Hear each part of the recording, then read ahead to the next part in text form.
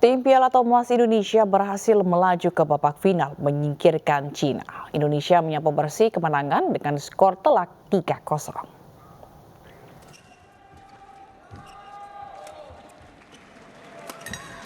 Tim Piala Thomas Indonesia melangkah mulus ke semifinal usai mengalahkan Cina dengan skor telak 3-0 di babak perempat final.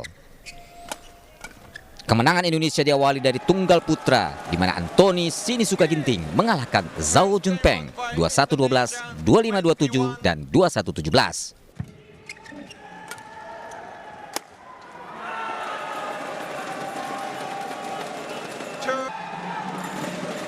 Partai kedua, ganda putra Indonesia juga menang.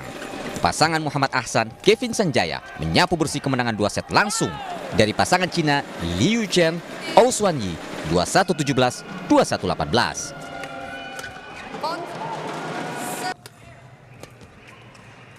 Di partai ketiga, tunggal putra Jonathan Christie mengunci kemenangan tim Indonesia setelah unggul 2 set langsung dari Li Sifeng 21-13, 21-18. Sementara langkah tim Uber Indonesia terhenti karena kalah dari Cina. Pada perempat final, Kamis siang, tim Uber Indonesia kalah telak 0-3.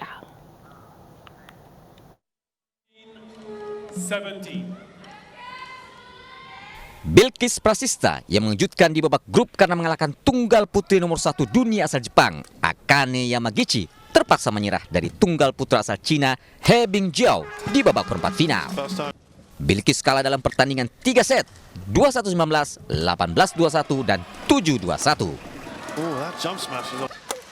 Kekalahan Bilkis membuat langkah Indonesia terhenti karena di partai sebelumnya, ganda putri Amelia Cahya Pratiwi dan Febriani Dwi Puji Kusuma kalah dari ganda putri nomor 1 dunia, Chen Qin dan Jia Yifan 2 set langsung.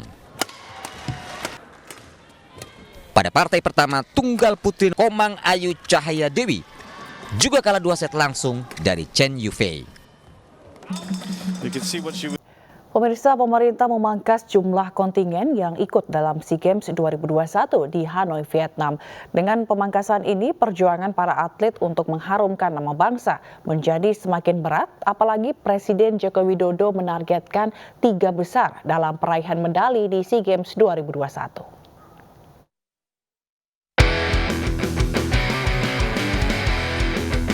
Pemangkasan jumlah kontingen yang ikut berjuang dalam SEA Games 2021 di Hanoi, Vietnam menjadi sorotan berbagai pihak, tak terkecuali Partai Perindo. Partai Perindo kecewa dengan keputusan Kementerian Pemuda dan Olahraga dan tim review yang memilah kontingen untuk berangkat ke SEA Games 2021. Bapak Menpora mengatakan bahwa SEA Games dan Asian Games ini kan cuma tryout saja, sasaran antara menuju Olimpiade. Ya. Tapi kenapa justru ini diserahkan kepada tim review dan kemudian menyeleksi apa dasar penilaiannya. Kalau yang dipakai penilaiannya adalah data-data di SEA Games terakhir Filipina, bukankah kita sudah berapa tahun tidak menjalani multi-event? Pemerintah melalui Kemenpora telah mengirim sebanyak 776 orang untuk berangkat ke SEA Games 2021. Jumlah itu terdiri dari 499 atlet, 214 ofisial, 63 pendamping dengan mengikuti 318 nomor pertandingan dari 32 cabang olahraga. Tim Liputan iNews melaporkan. Indonesia tidak memiliki target dalam gelaran SEA Games 31 di Hanoi, Vietnam. Kendati demikian, sampai dengan Kamis kemarin, Indonesia menduduki peringkat ketiga perolehan medali sementara.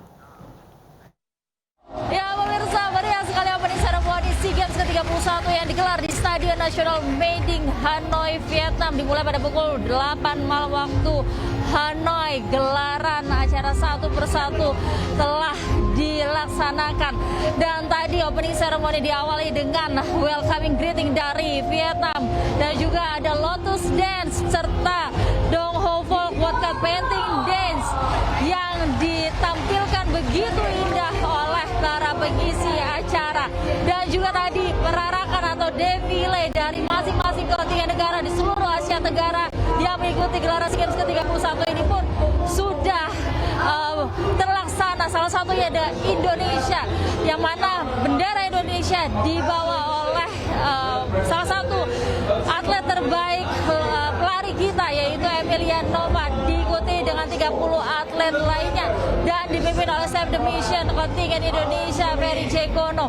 Dan para atlet ini yang terpilih adalah atlet-atlet junior, 60% diantaranya atlet junior yang memang schedule-nya lebih fleksibel begitu dibandingkan dengan atlet-atlet lainnya. Namun demikian ini tidak menyurutkan semangat dari para atlet Indonesia. Kita ketahui ada 400 lebih atlet Indonesia yang turut serta bertanding dalam 32 cabang olahraga yang dilagakan di SEA Games 31 ini.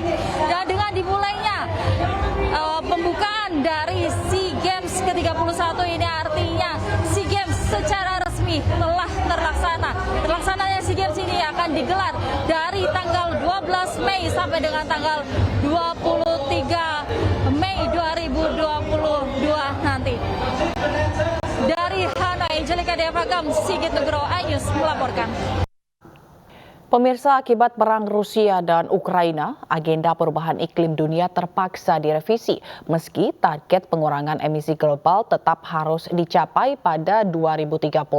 Transisi energi tetap menjadi perhatian utama untuk menggantikan energi fosil.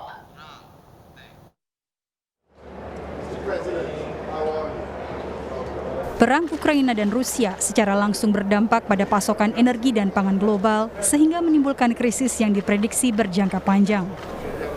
Agenda perubahan iklim yang disepakati pada COP26 di Glasgow tahun lalu sedikit banyak juga mengalami perubahan akibat perang tersebut. Namun utusan khusus Kementerian Luar Negeri Jerman untuk Aksi Iklim Internasional, Jennifer Lee Morgan, yakin jika Jerman dan Indonesia dapat menangani tantangan global, termasuk transisi energi yang berkelanjutan. Morgan menyampaikan hal ini kepada media di Jakarta hari Rabu.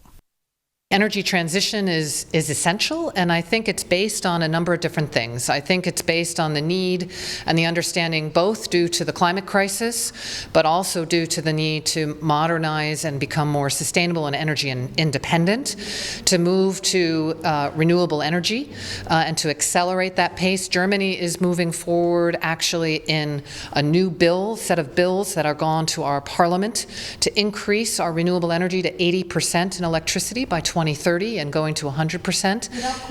Without coal, we're also phasing out coal by 2030. Jerman dan Indonesia akan mewujudkan upaya pengurangan emisi dalam kerjasama bilateral. Menurut Morgan, Indonesia punya banyak potensi energi yang bisa dikembangkan di masa depan, diantaranya geothermal dan panas matahari atau energi solar. Indonesia has tremendous resources, has tremendous solar resources. It needs an affordable and just energy transition. And I think what we're talking about together, knowing that we are now taking in the G7 presidency, Indonesia has the G20 presidency, how we can deepen our collaboration in order to bring the lessons and the experience we've had in Germany over the years. Lawatan Morgan ke Indonesia berlangsung selama 3 hari sejak Senin hingga Rabu kemarin. Selama di Jakarta, Morgan bertemu dengan Menteri Koordinator Bidang Kemaritiman dan Investasi Luhut Panjaitan, Menteri Keuangan Sri Mulyani, Menteri Lingkungan dan Kehutanan Siti Nurbaya, Menteri Perencanaan Pembangunan Nasional Soeharto Mono Arfa, Menteri Energi dan Sumber Daya Mineral Arifin Tasrif, serta Wakil Menteri Luar Negeri Mahendra Siregar. Dari Jakarta, Wela Sherlita, Jaka Setia, iNews melaporkan. Presiden Joko Widodo tiba di Amerika Serikat untuk mengikuti KTT ASEAN Amerika Serikat. Indonesia dinilai punya potensi untuk dilirik komunitas bisnis AS. Dan sebagai pemegang presidensi G20, Indonesia punya daya tawar yang unik untuk AS dan kawasan ASEAN. Presiden Joko Widodo tiba Selasa malam waktu Washington DC untuk hadiri KTT ASEAN AS. KTT ini kembali dilakukan secara tatap muka setelah tahun lalu dilakukan secara virtual. Sejumlah agenda menanti 8 pemimpin negara di kawasan Asia Tenggara yang hadir, yaitu seluruh anggota ASEAN kecuali Myanmar dan Filipina. Tapi mereka juga membawa kepentingan untuk dinegosiasikan dengan pemerintahan Biden. The ones who are most engaged on the U.S. relationship, like Singapore, Indonesia, Thailand, they want the United States to be engaged on trade in Asia. AS tidak punya kerjasama perdagangan bebas dengan ASEAN.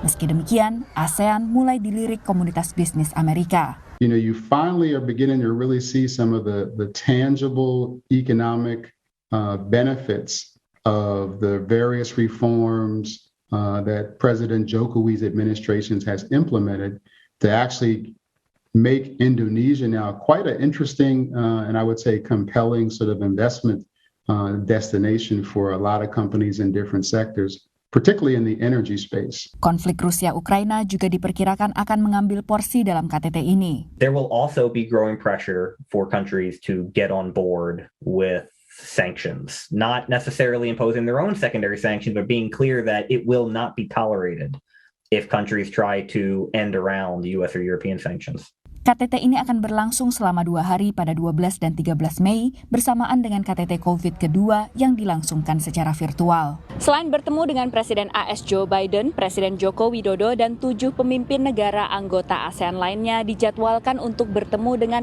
Wakil Rakyat AS dan Perwakilan Dagang Pemerintahan AS. Delegasi Indonesia juga dijadwalkan untuk bertemu dengan Wapres AS Kamala Harris dan tim perubahan iklim AS serta sejumlah CEO perusahaan Amerika Serikat. Namun pengamat hubungan internasional melihat upaya AS lewat KTT ASEAN-AS ini belum maksimal. Jadi Amerika Serikat mesti menyadari bahwa ASEAN itu mitra yang independen, berdaulat, dan bukan sekutu dari Amerika Serikat. Posisi ini sebenarnya patut dihargai karena justru penting buat stabilitas global. Kalau wilayah yang menjadi jangkar stabilitas dunia ini justru dibawa masuk ke dalam polarisasi yang diinginkan oleh Amerika Serikat, itu sebenarnya menyulitkan Amerika Serikat sendiri di jangka panjang. Selain KTT ASEAN-AS, selama bulan Mei, Biden akan mengunjungi Korea Selatan dan Jepang dalam upaya untuk memperkuat kerjasama dalam kawasan Indo-Pasifik. Dari Washington DC, Virginia Gunawan dan tim VOA.